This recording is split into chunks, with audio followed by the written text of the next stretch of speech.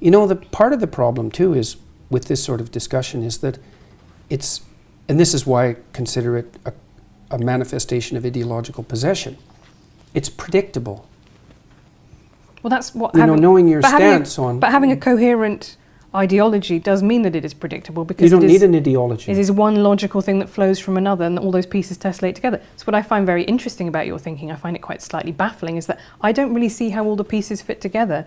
You know, you say that you're not, you believe in God, but there's a lot of emphasis about going back to... No, I actually say I act as if God exists. Right.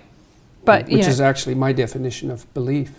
Okay, but that then doesn't, to me, tessellate very obviously with your insistence that we know actually it's just about pure science, and there's not a, because I can what insistence that it's just about pure science? Well, I wrote Maps of Meaning. There's no insistence in that it's just about pure science. Okay, but you make appeals to science. What I mean is, different. You make appeals to science all the time. You say, well, this is what the literature says, and the trouble with God is that ultimately you can't say this is what the literature says. There is no literature. Which is why I don't say anything about the scientific status of God, apart from what can be experienced maybe under certain conditions of what would you call chemical-induced mysticism, which seems to be something that you can say something scientifically about.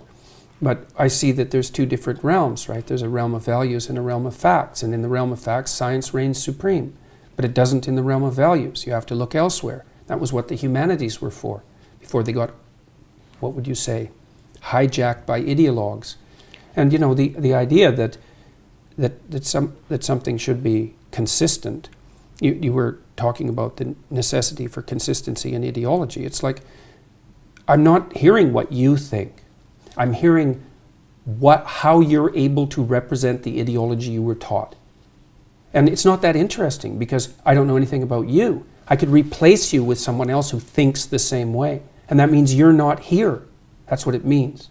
It's not pleasant. So you're not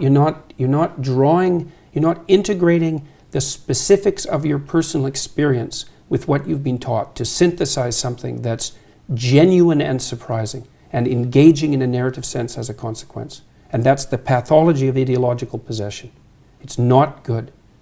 And it's not good that I know where you stand on things. Once I know a few things, it's like, why have a conversation? I already know where you stand on things. I bet you don't know where I stand on all things. I would hope that was true.